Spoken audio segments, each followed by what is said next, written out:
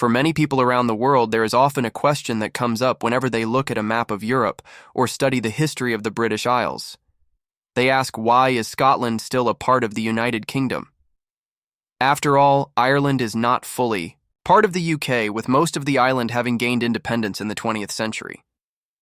So why did Scotland remain, and what keeps it tied to London even today?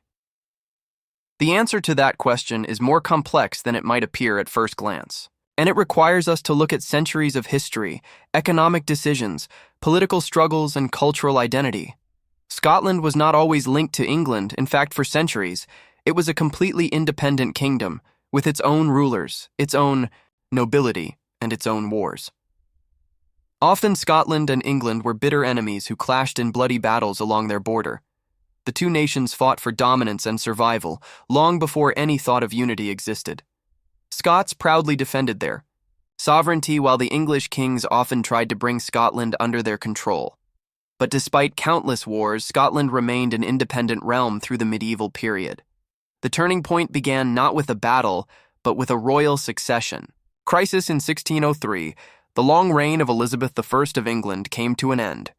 She died without leaving behind an heir to continue the Tudor line.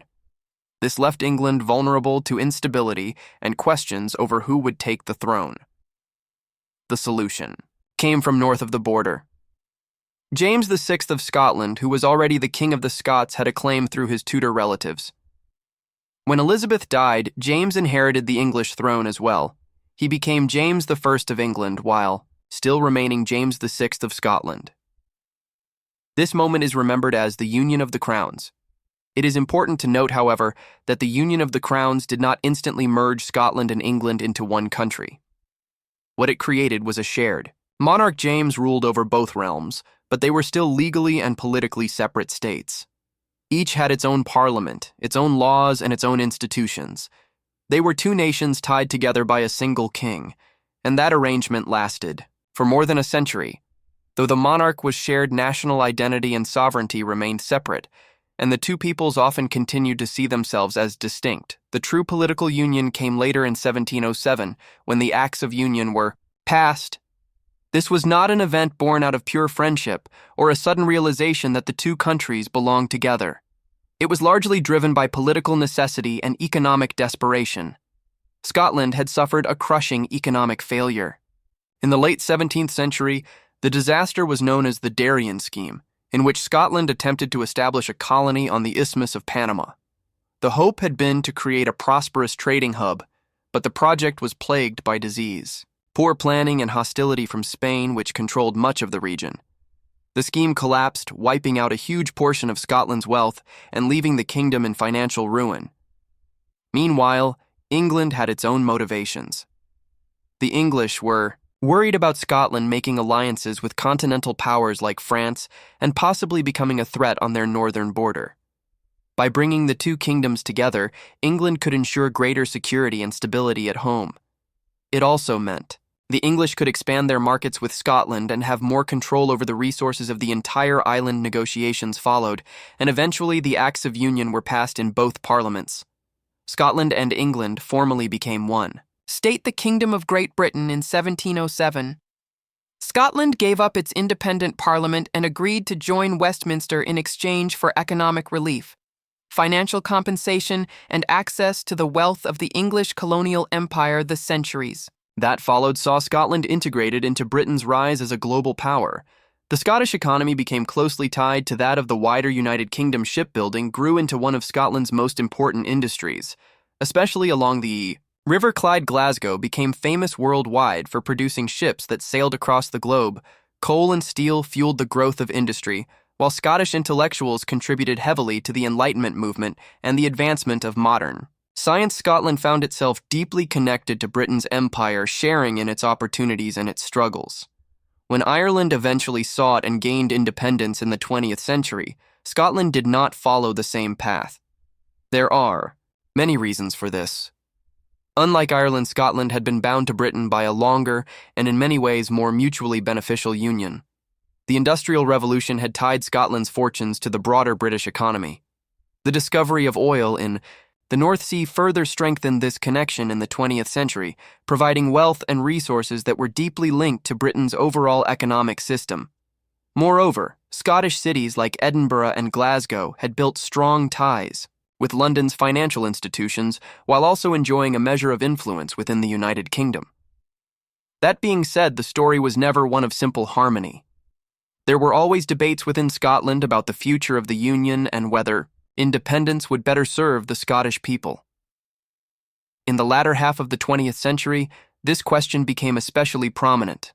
Movements for greater autonomy gained strength, leading to political changes. In 1999, the British government granted Scotland a devolved parliament in Edinburgh.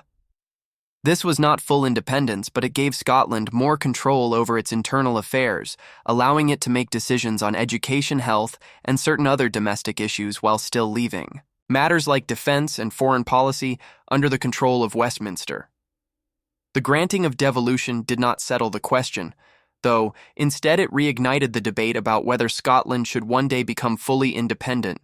The most dramatic moment came in 2014 when Scotland held a referendum on independence. For the first time in modern history, the Scottish people were given the chance to decide whether they wanted to leave the United Kingdom and form their own sovereign state. The campaign was intense, passionate, and closely watched around the world. On one side were those arguing that independence would allow Scotland to control its own resources, make its own decisions free from London, and rejoin the European Union in its own right. On the other side were those who argued that staying in the United Kingdom provided stability, security, and economic strength that independence could not guarantee. When the votes were counted, the result showed that 55% of Scots chose to remain in the United Kingdom while 45% voted for independence. Though independence was rejected, the margin was close enough to show that the issue was far from resolved. The referendum revealed deep divisions within Scotland and also signaled to London that Scottish nationalism was a force that could not be ignored. In the years that followed, another major event reshaped the debate: Brexit. When the United Kingdom voted to leave the European Union in 2016, the majority of Scotland voted to remain. This reignited the independence question because many Scots felt they were being dragged out of the EU against their will. The Scottish National Party argued that independence was the only way for Scotland to regain a place in Europe. This tension continues to shape British politics to this day, so why then has Scotland still not left the United Kingdom? The answer is not a single clear reason, but rather a web of political, economic, and cultural ties.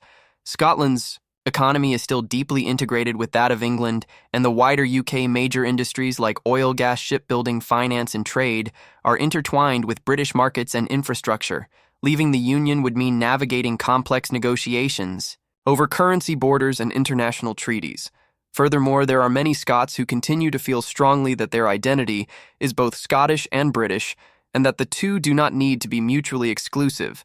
At the same time, independence remains a living question in Scottish politics. The younger generations in particular tend to be more supportive of breaking away and forming a fully sovereign state.